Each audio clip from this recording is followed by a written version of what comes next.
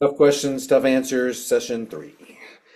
Okay, before we started the recording, for those who's joining, we were talking a little bit about the Chicago ICE situation. And I mean, has anyone watched videos? Is this something you're reading about? Is this something you're informed about? I mean, I have loose knowledge of it again, but I don't always know what to believe, other than the fact that I think I may know that the pastor who was tear gas. And and I will say this, and the reason and not that I don't even just trust photos, because I do trust photos to some extent, I think, but even the challenge is even if you can get off Facebook, you can go to a dozen other sites that may have the same photo. It could be a doctored photo, it could not be a doctored photo. We live in a day and age where you're never going to know that.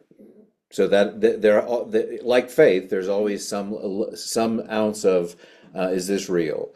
Two, headlines can say a lot of things, and I know that on both sides of the perspective, that you can portray Chicago as not having problems, you can portray Chicago as having problems. And again, as I don't know, I'm not there firsthand.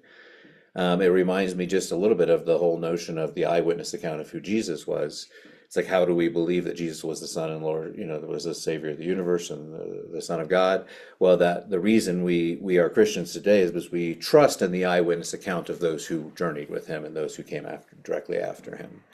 Um, we don't have that assurance anymore in others' testimonies, and so even as we approach anything, I mean, like, it's one of those things that we heard that DC was a military operation, and when I was there were guards everywhere, and there was no violence while I was there. And there may be parts of Chicago that have ICE agents who are not responding in this way. I can't speak to everyone's character within that and how they operate. I know that those within military, some are probably reasonably minded. Some are, serotonin driven, testosterone driven. Played too much Call of Duty as kids and love an opportunity. Maybe that. And again, Glenn, and this is not to say that someone didn't repel, but I can't speak to those instances. And I have seen so much fake news recently on both sides. I don't trust anything. And that's not to say that I don't think that there is turmoil, because there are, sort of news sources that are reporting basic facts about what's going on, and there are people are being pulled from their houses, and there are agents who are bringing terror into people's lives. Now, whether they should be here or not, that's an issue, and maybe this is the conversation that we should have, really, is about immigration. But then the next question is, if someone is an undocumented immigrant in our country, an undocumented person in our country, or illegal alien, or whatever you want to call them, if they are in the country, what is the measure to remove them? What is a reasonable measure to remove them? And as I've said in the past, the challenge of immigration is on the theological side, the earth belongs to the Lord. Everything that we have belongs to the Lord. And so for me to say this is the line drawn, and in particular, I remember that when we first came here and Judah was running across one of these yards, they were playing some night game, and and I think the kid, I told you that some kid he was chasing him, and they went through a yard, and some guy was out on his back porch with a gun. And so you wonder, you get to the point where the mentality is, this is my property, this is my space. It's the old. I don't know if again, I mentioned him before. Eddie Izzard is a British comedian. He's a little off color, but he has this thing about planting a flag. That was the Indian thing. Oh, you're Indians? No, we're not. We're no. Yeah, we're looking for India. You're Indians. Yeah, he's the same one. He also about planting a flag in it. Some point, the idea of planting a flag in it is that's what we claim. I mean, look what we did when we landed on the moon. It wasn't enough that we were like, hey, we landed on the moon. We just accomplished this major feat. It's now we're going to take a flag and we're going to say, this is ours. Boom. Mm-hmm. And at some point, I don't know if you've ever seen Far and Away, Tom Cruise. I have that vision of them riding on the horses, and they have their flags, and they were parceled out. So they were looking, and the farther out they went, I think they were big, I don't know, but they were riding out in these racing, and you had jumped off your horse and you stuck your flag in the ground, and that meant that was yours. Yeah, we have an interesting we have an interesting relationship with the ground in Colorado, and the fact that you only own the first, 2 feet Isn't that what it is? You don't own any mineral rights. You own no mineral, it's a certain footage that you own, and then if you get permission to dig deeper, then you still own the 2 feet below that until a certain point. We don't own the water that comes down. Apparently that's been changed. So there's all these things like, I mean, Todd is having, they have water issues out there. And, and so she can't get water from the well, so she is having this water system put in that basically collects it from the sky and stores it and saves it in tanks and filters it itself. It's her own filtration system. And at some point, you couldn't do that. Colorado claimed that they owned the very precipitation that falls from the sky before it hits the ground. New York City, you know what? Fourth Pres in Chicago. If you ever go to Chicago, if you're ever in Chicago and you go to Fourth Presbyterian down there, it is a massive, beautiful complex. How did they build that massive, new, beautiful complex in the last 10 years? They sold their air rights. They sold air. So to say that we haven't come to a place where we're grabbing for things and property and land and material, and again, I would say that goes back to a root base of power. Power, if I have land, I have power. If you're a landowner, you have power, you have voting rights. So this is, around the whole HV issue. Those who don't have land, those who don't have property here couldn't vote. There you go, power to influence. So land and power are synonymous. I mean, the whole thing that I was in DC about public land and private land, and the public land is the government land, but it belongs to everyone. So it's this weird relationship. But it's about power. Who holds that power? Who can gain power? Who is profiting off of that? So the very foundational theological understanding of how we understand land is the way we as humans divide it up versus the way God would understand. Now, saying that, on the other side, God says maybe everything is for all in the new heaven and new earth, there will be no boundaries. But at the same time, this is a problem as old as age. The Old Testament. Just go back and read that. I mean, clearly, before Abraham is even in the game, people had lands and they had borders, and they were probably looser. But yes, I mean, and we have to acknowledge the fact that God said to Abraham, one of the three promises of the Abrahamic covenant was land. I will give you land. And then after 400 years and 40 years in the desert, they go take the land from somebody else. Well, then you're like, well, what gives? Why are they taking it for them? This is the land that God promised them, so God gets the trump card? Is that it? I didn't mean that in relation to Trump, to be clear. It was more of a gaming term. So how does that before we get into Chicago, I think and what I'm doing is creating the fabric of the foundation for how we talk about these things. So do we have an inherent right to land? Does it really matter? I mean, the country you live in has laws, and you've got to follow the laws in the country that you live in typically. Yes, it doesn't really matter. I mean, as Christians, it does, probably in the sense of just the identification of who we are, understanding what God would want. But does it impact how we live our lives in the land? I mean, but as Christians, can you take over somebody's land because it's not their land, it's God's land? well, no. I mean, I would say. You could say that the first. You could say that it was Christian nations who came over, and I mean, I don't know what their faith life was like. But Americano, what is it? Americo Vespucci? What's the guy whose name discovered America? Vespucci, something like that. You just slur it when you say it. Americano. The guy who named America, Christopher Columbus, and I mean, they were probably within the church and Christians. My guess is they were doing things on behalf of the church state. I mean, I hear what you're saying. Like, if you can't do anything about it, then why worry about an opinion on it? But then why care about abortion? You can do something. You can vote. Well, you can also, but you're saying in terms of immigration policies. I'm saying in terms of land ownership. No, we can't. I mean, we as Christians aren't going to be like, hey, everyone take our land. It's all up for grabs now. But we also live in a place, 96% public land. We all have access to it. But we know what's government and Yeah. what's private, what's that way. Yeah, And it's just, we've traveled all over the world. yeah, Not all over the world, but a lot. yeah, And I've never gone in a country yet that they didn't take my passport. absolutely. They kept it. And we didn't dare stay a day past Yeah. what we said we were staying. They you had follow the laws, rules. and we Yeah. observed them, and we honored them. Yeah. And it's kind of like with immigration. Yeah. We have laws, and, I 100% agree with you, Carolyn. you know, Name a country, and this is the other side of it, name a country in the world that doesn't That doesn't have have boundaries, that doesn't have borders, that doesn't penalize someone for being, I would say the only place that doesn't have borders, or it does have borders, but there is no, there really, it's kind of like a free-for-all, is the Darien Gap.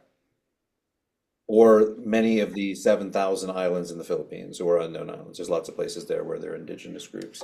But then you get into the, then you say, is that there's, what does it mean for an indigenous group to be in an island somewhere and for it to belong to them? But to your point, there are laws we have to follow. well, Today. and we have to follow them too, because as the scripture says, we submit ourselves to the authorities we're under. So in many ways, we do submit ourselves to the laws of immigration and customs and citizenship and the process for them. My father was an immigrant. My father came over as a medical student.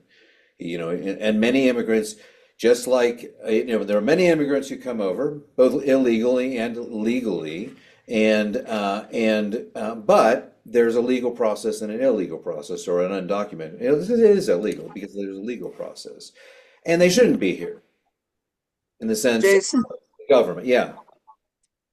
just a quick note, one other exception to that rule of private ownership of land might be in Native American reservation land, which I think they hold as a tribe. But the whole issue of immigration,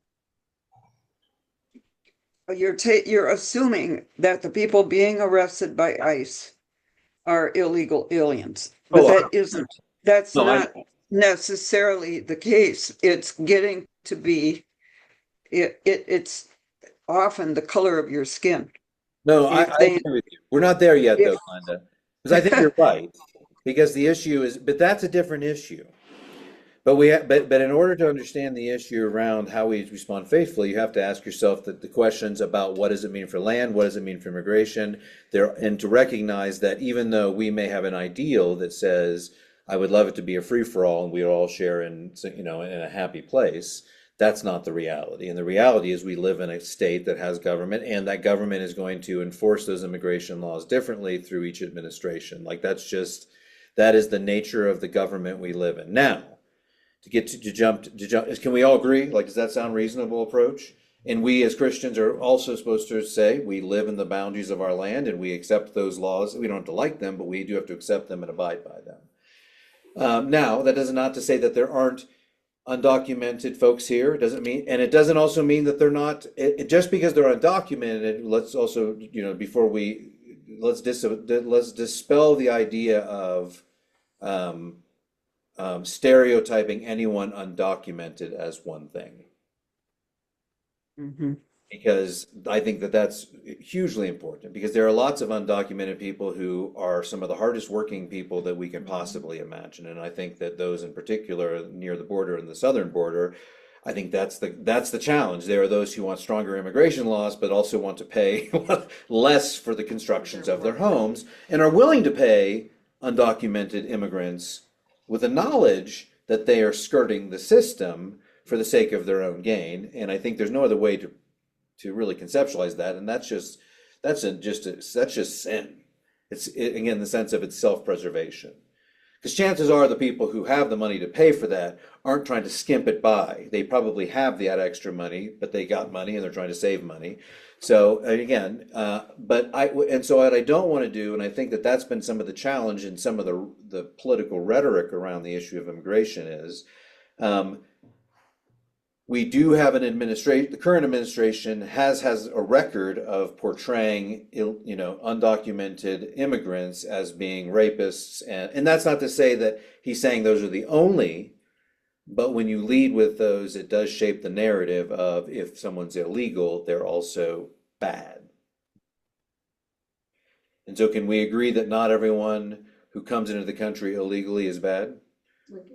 Sure. Yeah. Does that sound reasonable? Oh, yeah. And also that really, I can't even, I've said this before, I can't imagine crossing a continent with a child. I think, there's some part of me that would say that that's why would you subject your child to that?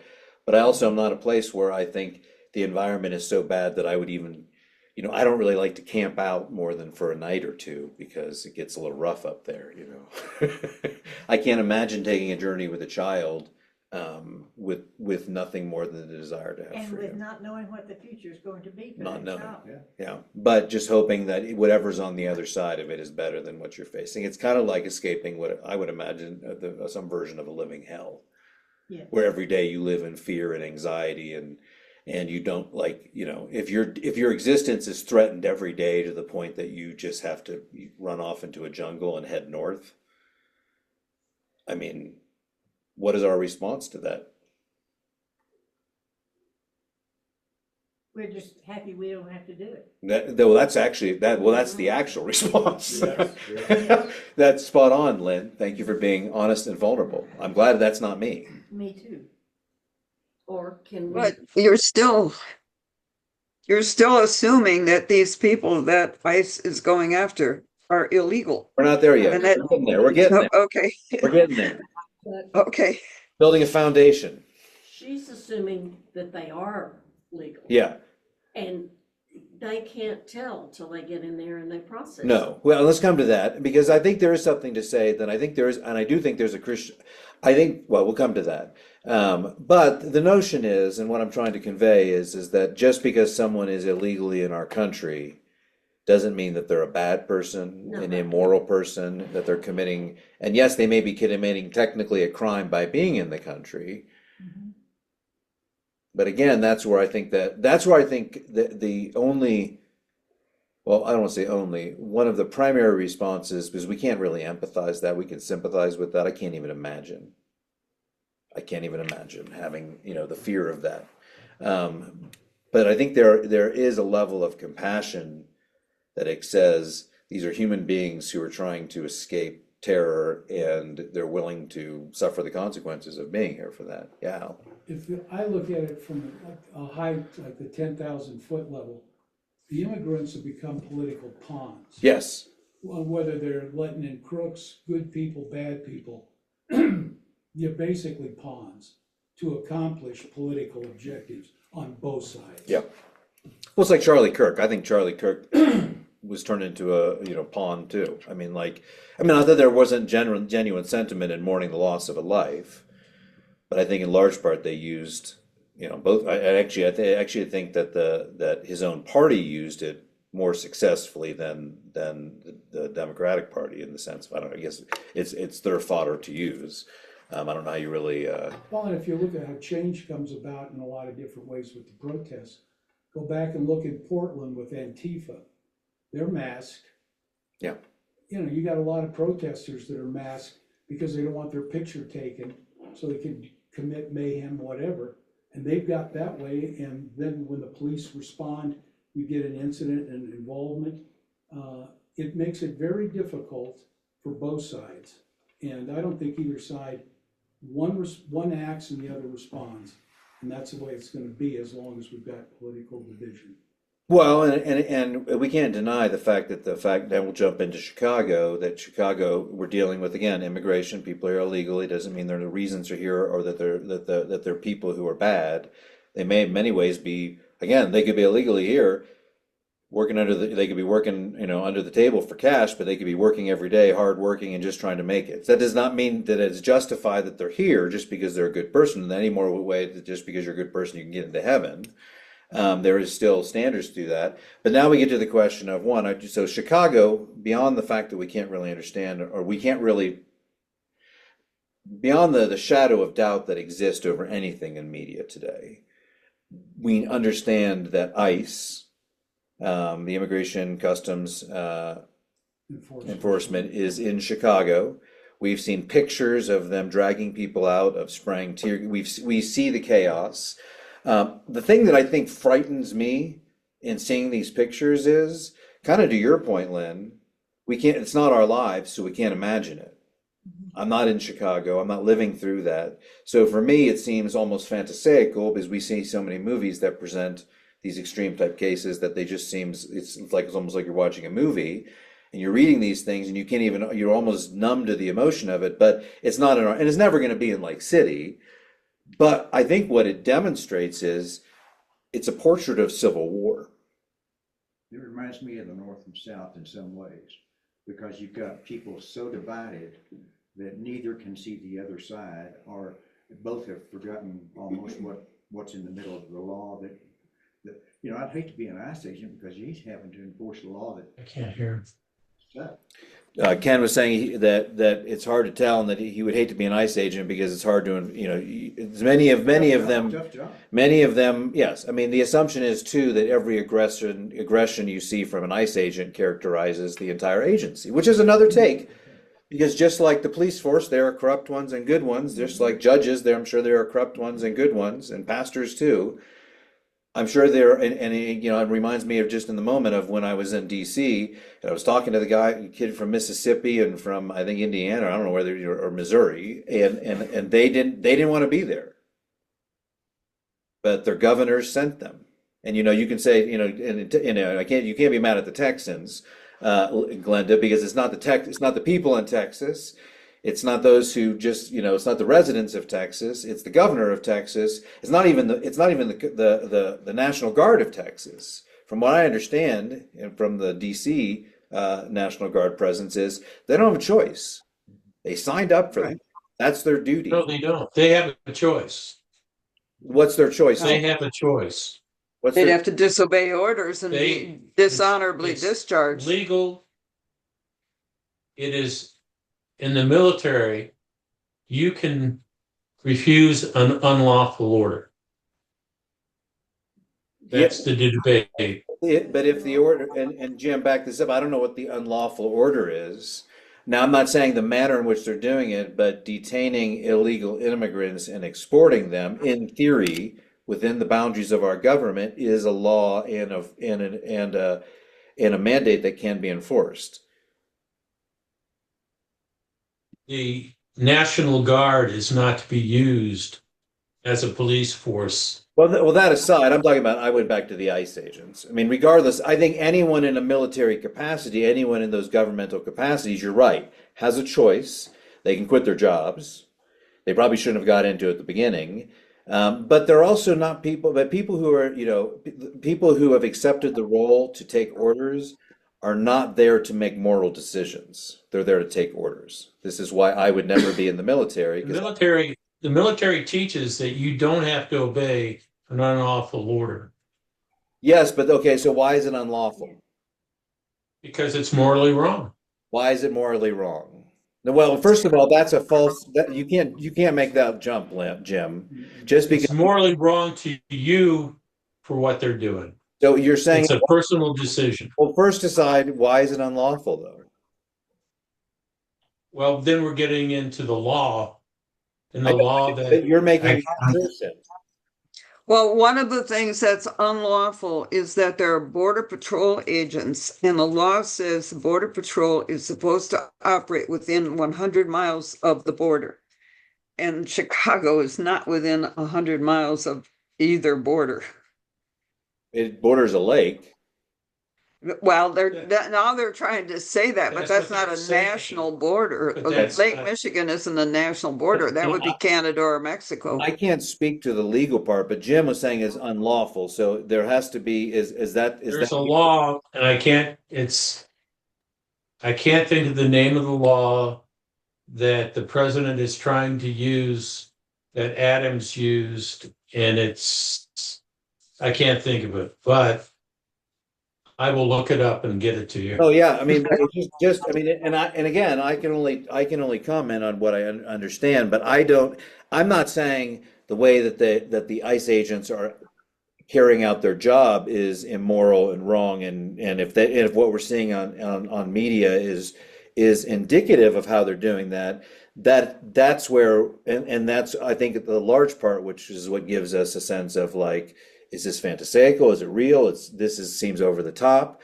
But if I were to say that there were immigration and customs people going into a city to look for illegal immigrants, and even though I think that the manner in they're doing it, and even the rationale for why they are there doing it, they have been called to do that job. That is a part of the duty that they have claim. Now, we can say that that's immoral and they shouldn't be a part of that, but that's up to each of their own and their own morality. And so for you to suggest that that's immoral on their own individual morality is you projecting your morality on them in the same way you wouldn't want someone projecting their morality on you, Jim. Does that make I sense? agree. Yeah. Right, but if they're arresting without warrants, they're skirting the legal Yeah. guidelines Well, already. and here's where I will say, and the challenge is, and this comes back to the notion of a dominant white culture. If and I'm sure I have no question that there are some who are using the color of one's skin or their appearance as an indicator of maybe being an illegal immigrant. Is that right? Obviously not. It's never right to discriminate against someone on the basis of their physical nature. But at the same time, we as broken, sinful human beings also have to acknowledge the propensity that we have to discriminate. That doesn't mean, again, I'm not justifying that, but that doesn't mean that every time, I remember when I was in the national office of the Presbyterian Church, every year we had to go through racial ethnic sensitivity.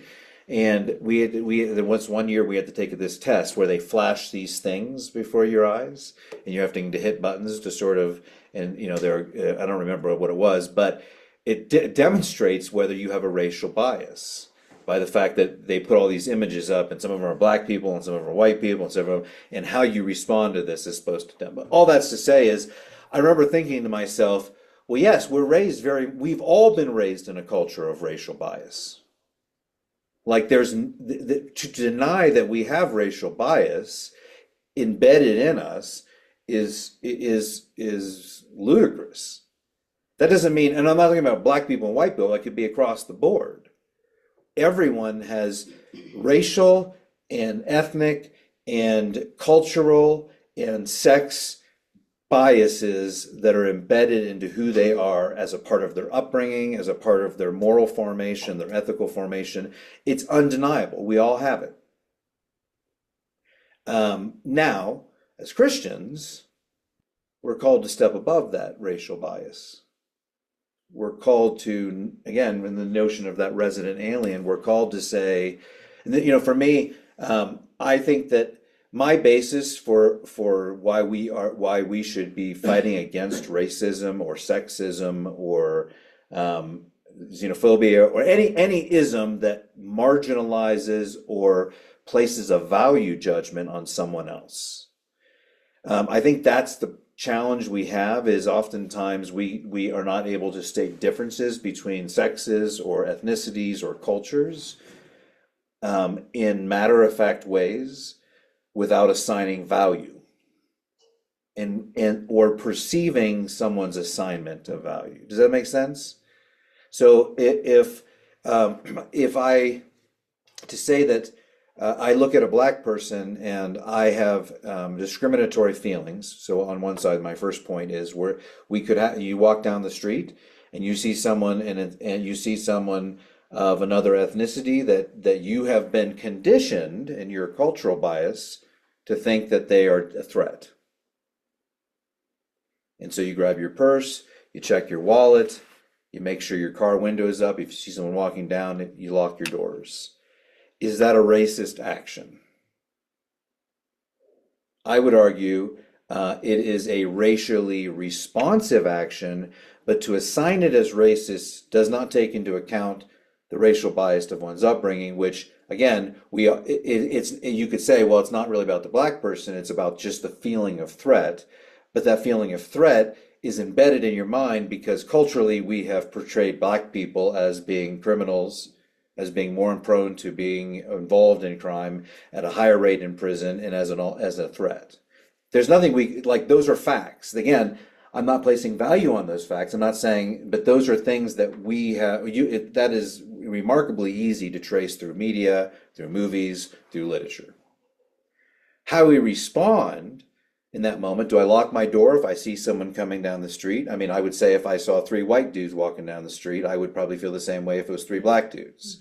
Yes. But that doesn't mean internally that I don't have some sort of racial response. And again, conditioned or not, as we become Christians and we assume the identity of Christ, all of a sudden the very thing that differentiates us shouldn't matter. And this is, again, the ideal in the same way the ideal is no property. The ideal is that we would always look at someone and say, you are a child of God, you are a child of God, you are a child of God, you bear the image of God, you bear the image of God, and see that person and not place a value over and against. This is the notion of humility. You can be an incredibly gifted person and still have a humble spirit because you recognize those gifts are from God and therefore God's glory. At least I'm talking as a Christian. And in the same way, you might say, well, I'm a white person, or I'm of a Caucasian descent. I've been raised with means, I've been raised and educated, and all of those things then become privileges. This is where the notion of white privilege comes in. All of those become privileges, and that's not to say that's a tipping one off, but it's acknowledging that the environments that we grow up in have lent themselves to blessings that have nurtured us. The challenge we have in our culture, even in the Christian culture in particular, is that oftentimes we see those blessings as for our benefit rather than for the benefit of others. And so when we start to frame our mindset of every gift that we've been given by God is not to hold over and against someone who, you can't, it would be pretty difficult to deny the cycle of poverty that goes on in a kid's life, maybe raised in downtown Chicago, in a room that's smaller than this room here, with 5 other people, with an educational system where no teacher wants to go, and everyone else in class misbehaves, and the child barely, if they even do graduate, and what are their prospects for their life? Like, did that child do anything in their own power, will, strength to earn that life? Unless you believe in reincarnation, the answer is no. This is why Indians are fine with the caste system. You're in that system because you did something in your previous life, so you're getting your just desserts. But we don't operate in that sense. And for me, the basis of racism can never exist in Christianity, and why it's incongruent is for me to hold my gifts, my status, my power, my wealth, all of that I have been blessed with over and against someone because of their income, their sex, their ethnicity, their place in life, their intellect. Is that the response that God calls me to? You know, it's interesting when you read the Old Testament, how that God has created people that looked at women or at children more as chattel rather than human beings or first-class citizens. Yeah. And we're still doing the same type of thing. That we are. And we have to remember really until, I would say until the last 2 centuries, we started, I think there are places, I think you have matriarchs throughout the history of the world, but by and large, from the time of, and I think that, so, this is where you and I were talking, if you have an evolutionary race that I have often suggested, well, then you have male dominance just by sheer value of size. Male apes dominate male societies of primates. Actually, I have a book about this. It's called The Roots of Power, and it goes back to a woman who believes in the evolutionary process and goes back and looks at the dominant nature of apes and primates and how they functioned and compares that to how we function and finds parallels. It's really interesting. But let's say that the sons of God intersected with that, and we're still in a place where, but from the time of that fall, of being kicked out into the garden, or down on the earth, wherever we want to view that, but in the sense of the fallen world, we still, find ourselves in a place of male dominance, because we are a bigger, we're the bigger sex, in general. Jason, Yeah. that's assuming that physical strength is the most important strength, but a lot of studies now show that emotional strength and stamina and endurance is more common amongst females than amongst males, and that may In a civilized world. that may give an advantage that over just the physical strength. Well, two things, Glenda. One, in a civilized world, yes. If we were not in a civilized world, you dumped a bunch of us in a survivor game, and half were male and half were female. I will go out as far as saying I think that if it was I mean, if there were intellectual and emotional puzzles to solve or things that involve those strengths, then sure, that may lend themselves to women in those strengths. But if it's a dominance of threat of physical strength, needing physical strength, and I mean, I think this goes back to God's curse on women. Your desire shall be for the man, and he shall rule over you. Why is the desire? I've talked about that as a form of expression of sexuality, but I also think there's just a physical security. Why would a woman seek out a man? Why would her desire to seek out a man? Because the man in that schema would protect her.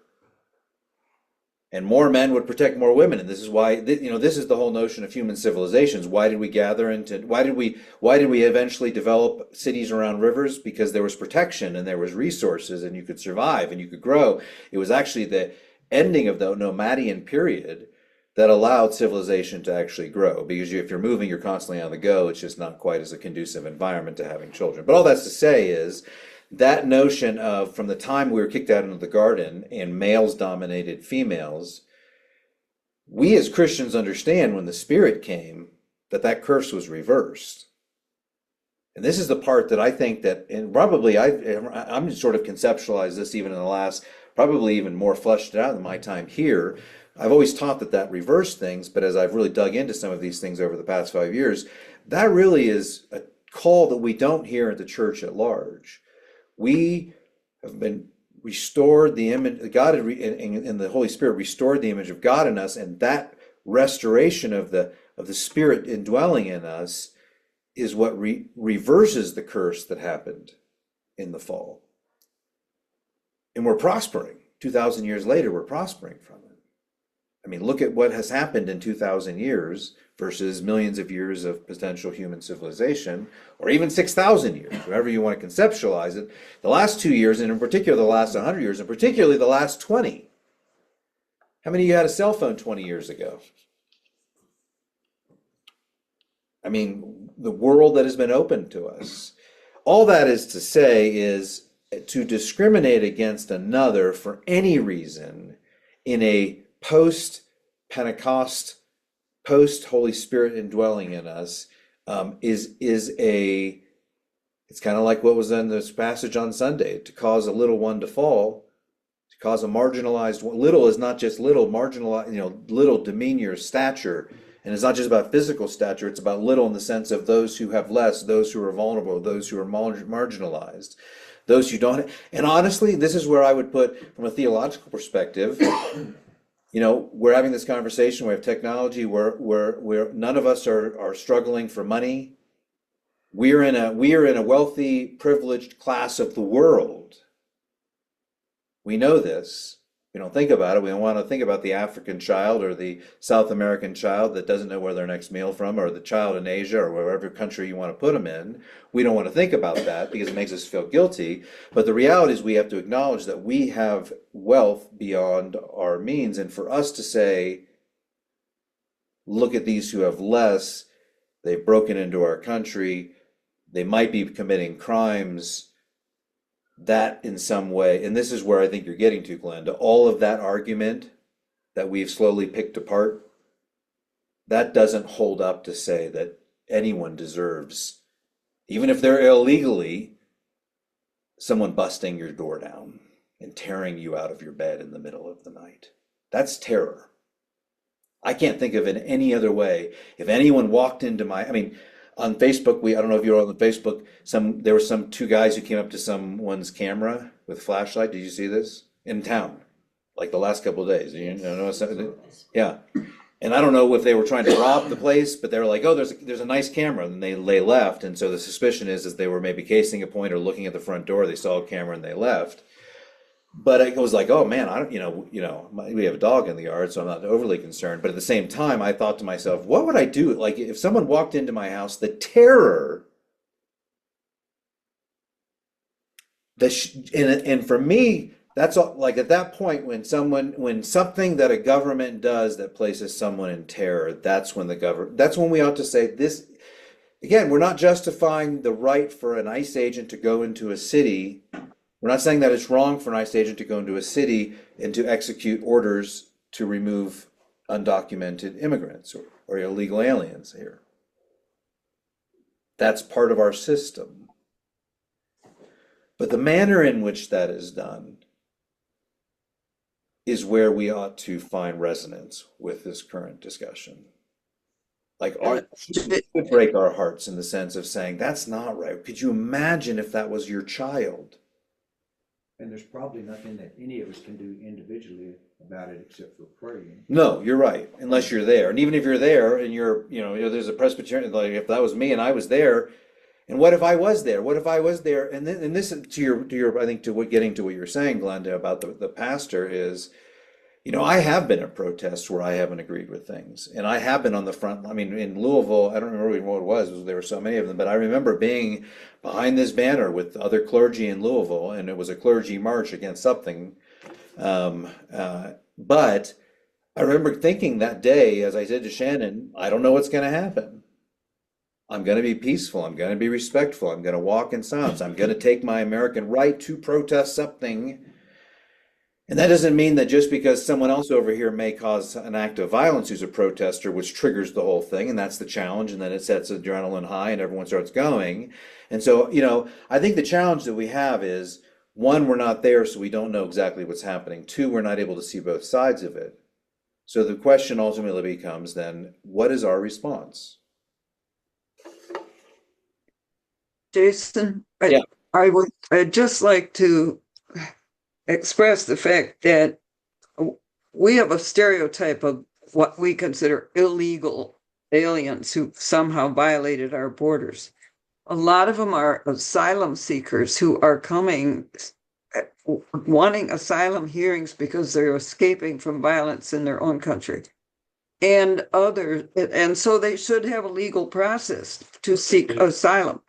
Christian. And if I remember the numbers, about half of those who are coming profess themselves to be Christians.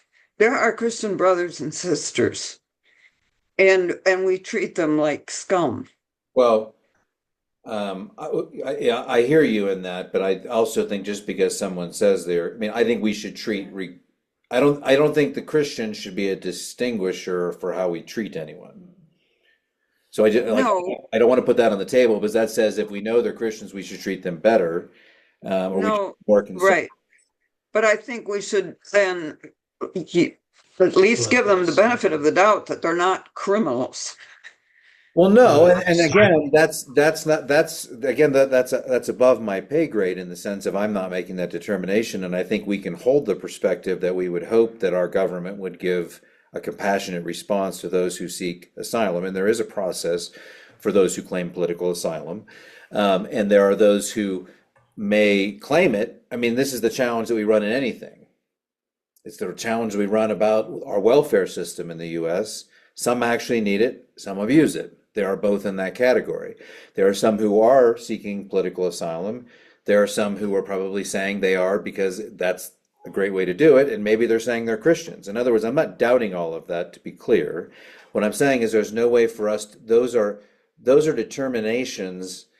Like, we do have a process for us accepting people of political asylum, and there is a criteria in order, and then there is a process through which they must go. And there are people, to be clear, who still are going through that process and are being granted access because of, but again, those are the things that, yes, as much as I as a theologian would like to say, I wish we had open borders, I wish we had a softer policy.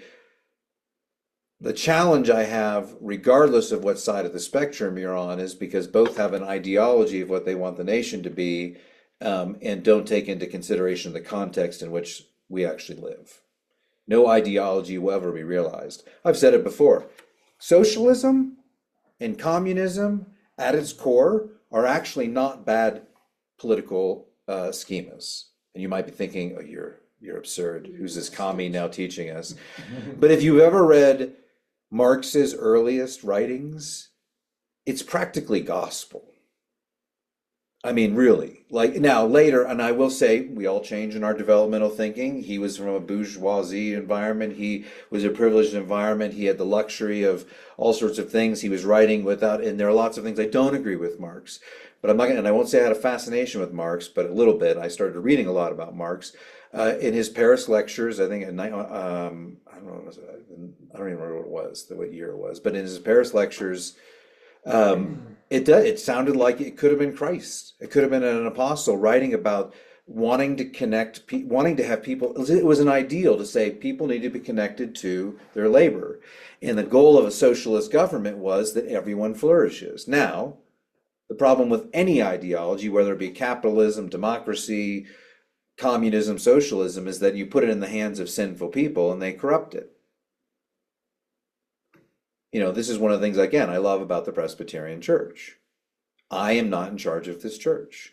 I'm in charge of the teaching of this church. That's what I've been trained to do. I've been brought here as your little theologian and your pastor, but I don't rule this church. This is not my church. I'm not making decisions on the color of it. I'm not suggesting, I mean, and you might say, but here's the thing. You go into congregational churches and who's making those decisions? The pastor.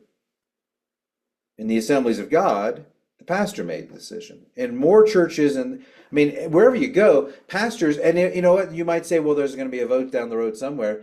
That doesn't mean the pastor's not manipulating that you know, that position or that issue. It happens all the time in the church. It's corruption in the church. Why? Because that's human power being exercised over and against.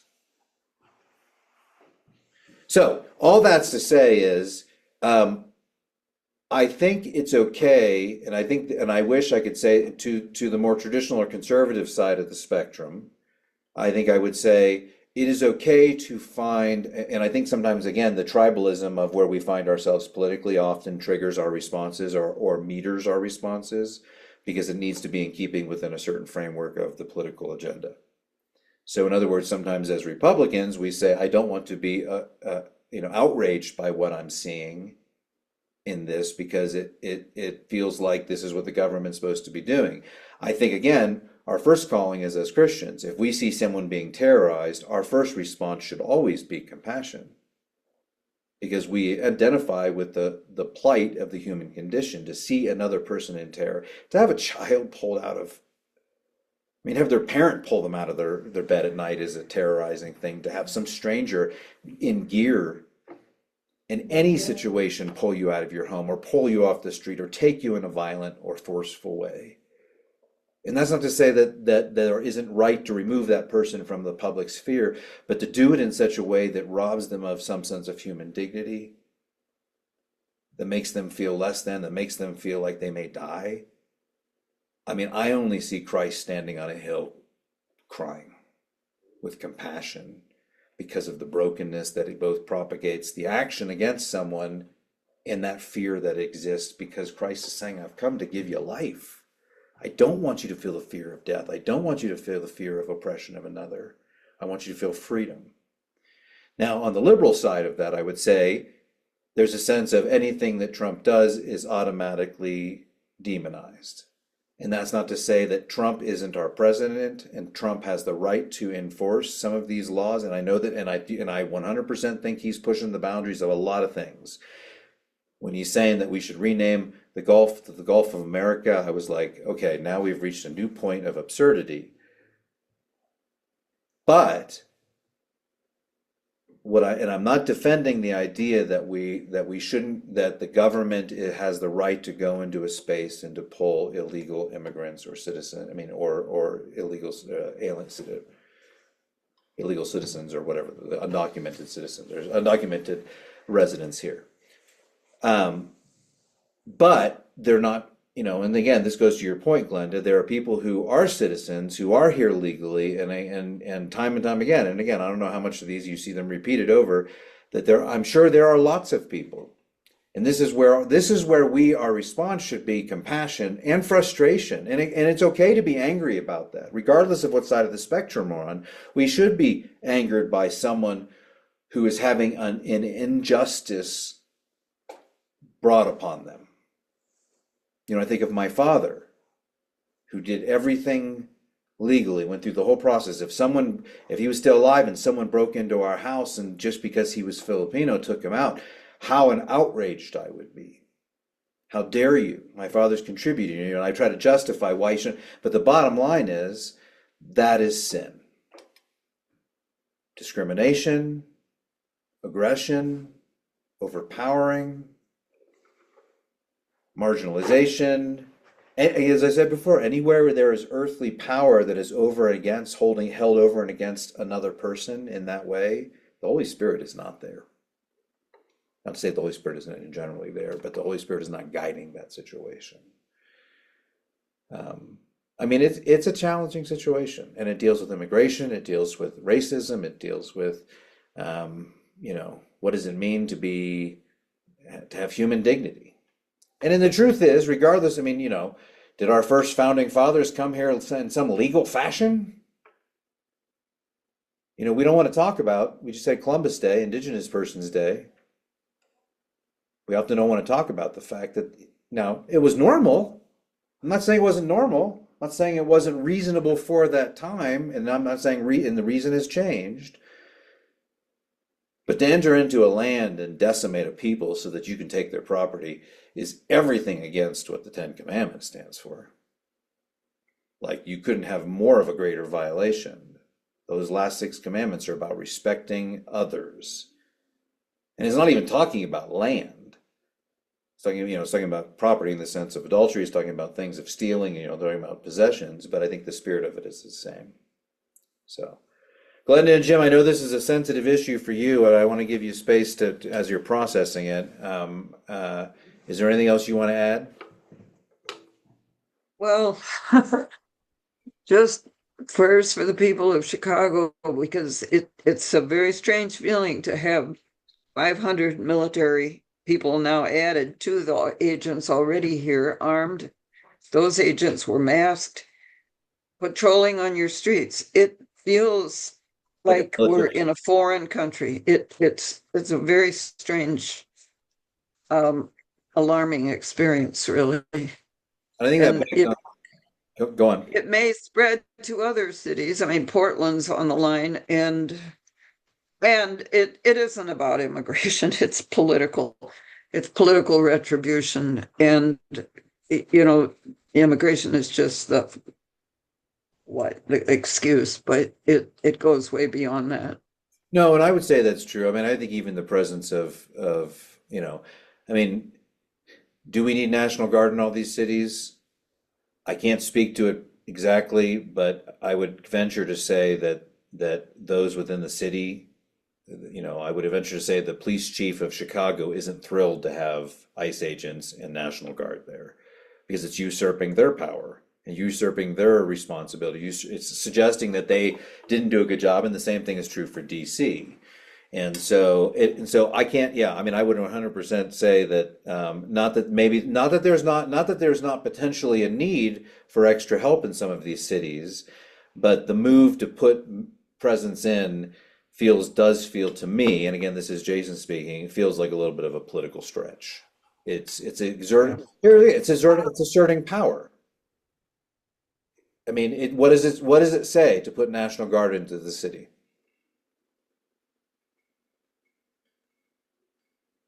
It depends on the reason. We had that here at the murder of our sheriff. We had armed, masked people all the way up and down this highway. But there was a need for it. But that was a response to, you're right. And this is a response. Yeah, this is a response. Yes. Now one is a national response versus a regional response. There are people that have been interviewed that have said thank you Yeah. for sending the National Guard because we didn't feel safe walking around in our city. Yeah. I'd hate to live in that city. No, and there are parts of that city I'm sure that feel very unsafe. Crime rate is. Oh, it's known. Chicago is known for has had a high murder rate. It's known for its gang activity. It's known for its violence. Just So is DC. Yeah, Um, I would be. That's the image they want to give you, but the crime rate has gone down in Chicago. And the dangerous areas are limited to just a few small neighborhoods. Most of the but area is safe. don't you, What about those people in those remaining areas that are? well, and I would say that even so, the perception is still, I mean, you can't, the stats show that Chicago has been one of the deadliest cities in the country. Not anymore. No, I know, but what actually, I'm saying But is that, Mississippi, Georgia, the red cities are have higher crime rates now than the ones that are being targeted with troops. so when I say, and maybe this is dating me, or maybe you weren't, do you know what a Celeron chip is? No. So a Celeron chip was actually a chip that came out not long after the Intel chip came out. And they eventually, I think they bought them, but a Celeron chip was an alternative chip, and it was subpar when it very first came out. And everyone felt like if you had a Celeron chip that your computer would crash, it wasn't going to be a good one. So everyone like just was like, I'm done with Celeron chips. Well, Celeron got their act together, and they actually, through the data, showed that they improved beyond the Intel chip. And then eventually, I think Intel bought them, and now it was Intel Celeron. But that chip, anything with that chip, regardless of the fact that it consistently performed better than the original microchip, still never sold. And they eventually renamed it and took it off. They took it off the market, or they presumably took it off the market. They renamed it. My point in saying that is that there are perceptions that are established through periods or patterns that are hard to break just because the improvement is seen.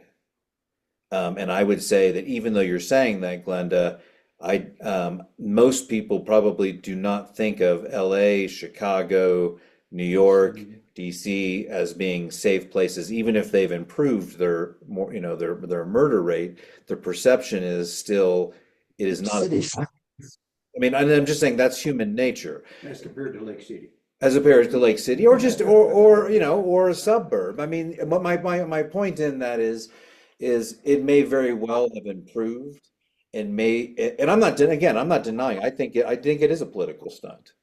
I think Charlie Kirk's funeral was a political stunt. I think everything. I think Jimmy Kimmel's firing and rehiring was a political stunt. Everything around Disney, everything around. I mean, like, we live in a culture where, and maybe this is where we need to focus and we need to understand, both with what's happening in Chicago in immigration and ICE and all that stuff, and what's happening in all of these situations, is they're all power grabs. What we're witnessing is forces who are trying to gain power on both sides of the spectrum. And you could say, well, some are doing it for the sake of moral things that we as Christians believe it. Some are doing it for, and so we try to, and we want to believe in that because of their moral issues, but others say, oh, we're holding virtuous or righteous or moral standards on the other side, whether it be abortion, whether it be same-sex rights, whether it be gender identity issues, regardless of what it is, those are often not the issues themselves. They're just tools so that groups of people can gain power over and against others. And again, this is why I go back. The basis of sin is self-interest and self-preservation.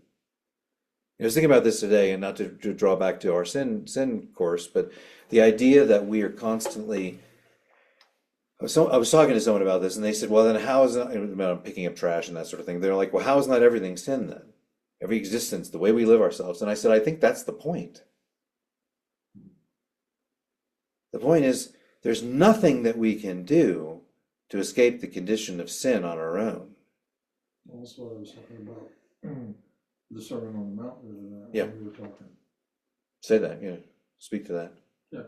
Well, the point of the sermon, the way I understand it from reading it, the point of the Sermon on the Mount was to show those that were listening that there's no way you can live by the law. It's impossible. You have to have Jesus. It was an equalizer. Yeah.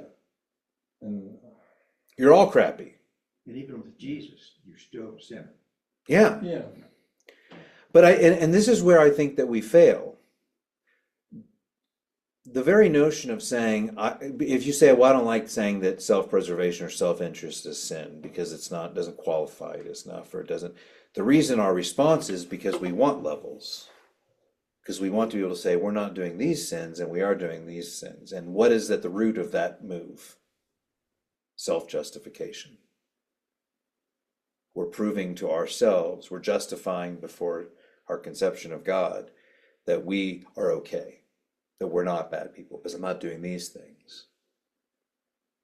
But yet, maybe we gossip, we're deceptive, we're selfish, we're self-interested. And at the same time, God's looking down on us with compassion and saying, you're broken. You're caught in this body that's dying and decaying, and you're just trying to survive.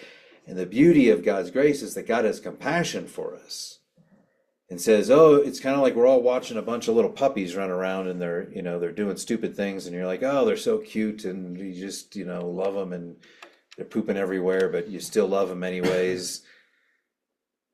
And God's looking down at us, pooping everywhere. But I think with compassion, it's saying they're so broken.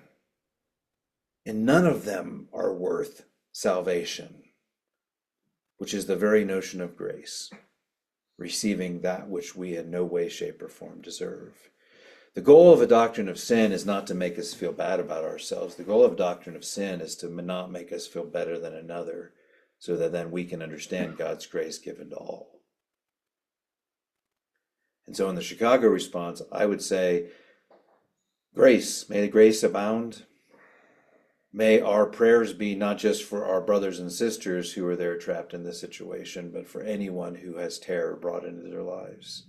Our prayers should be for the ICE agents and the National Guard and the Chicago police, and who are being put in these positions. And sure, some of them are probably thrilled and they're enjoying it, and they think they're playing a video game, and they're treating others in a utterly dehumanizing way. And there's nothing right about that, and it would do nothing but break Christ's heart. And there are those who are in those positions who are putting their boots on at night and saying, I don't want to do this. And I know, Jim, you say it's their right or their choice to choose, but some of them have families that they're saying, well, how am I going to pay? And what happens on the result of it? That doesn't make it right. We all make these moral decisions. But again, the minute we say that person's decision should be to abandon everything of their own security, maybe they're not even a Christian, but even if they are a Christian, to abandon their own security for the sake of a moral right, how many of us live in moral ambiguity? And again, it goes back to that doctrine of sin. The minute we hold ourselves against, and this is the relationship to the racism or any ism that we hold, and the resident aliens, the minute we hold ourselves over and against someone, we are in sin. There's nothing about us. And this is why Paul says, I'm of the house of Israel, I'm of this line, I'm of that. And he's bragging about it. He's saying from every earthly perception, I can brag. And, quite frankly, in the most humble place that I can place myself, within the church, I'm in a great place. I have lots of education. I have years of experience. I have knowledge of theology. I have degrees. I'm in a place where I could be justifying myself for who I am and everything that God has given me. But then that's just me taking credit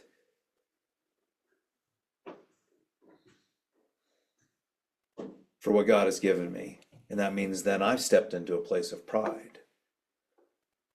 God wants us to devalue our sense of self for the sake of the other.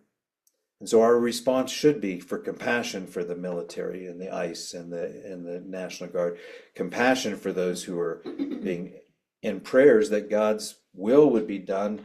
Prayers for, there's nothing we can really do. And this, this is the story, this is the plight of humanity from the very beginning of time. No matter what era you're in, you're watching wars, you're watching injustice, you're watching hardship around you, and there's often nothing you can do about it. But that doesn't mean, even though we can't do anything about it, internally we can't turn ourselves to say, God be with them. Every time we see anything that's going on in Chicago, a picture, an article, our response should be, Lord, let your presence reign. Lord, let your Holy Spirit move. Lord, give me compassion. Lord, soften my heart. Lord, save our country. And sometimes that's all we can do. But that response is an obedient response because it's about the disposition of our heart. And that's where I think compassion is formed. So we remember compassion, grace, mercy, forgiveness. These are not things that we're meant to just receive, and swell up in our own benefits of being a Christian. We're meant to be filled with those things, and we're meant to share those things like a balloon that you fill with air and then let go, and it just spews that air out. Any final thoughts? Hard conversation, but it's good to pick apart. Jason? Yeah. I don't know if you're familiar with something called a contemporary testimony, that's called Our World Belongs to God. No. Can you send me a It was, yeah, I can send you a copy. It was written in 1986. It's a contemporary testimony in my church here. And we're going through that this fall. And it is a good, what kind of comfort in the light of these forces in our world today that seem very strong and destructive and alarming, to keep coming back to the idea that God is in control, that our world belongs to him, not to these forces of evil. Yeah. And, we're bombarded with all the bad news, but that's what I'm trying to hold on to, is that concept. But I will send you, it's just a little. That's a very good informed response, Glenda, that God is in control. But honestly, that's sometimes all we can do. I'll end on this note, and you may see it surface this winter. And I've talked about it maybe a little bit before. There's a philosophical ideal called Stoicism, and we think of What? Stoicism. Oh, okay. But as a philosophical category, not as a popular word. If I were to say, Clark is stoic, you would think, oh, and you didn't know Clark, you would think he's sort of this just quiet, sort of solid, unmoved person. And that does actually describe you a little bit. You're like a soft stoic. I don't think you have that hard You're just sitting there, so I was using an example,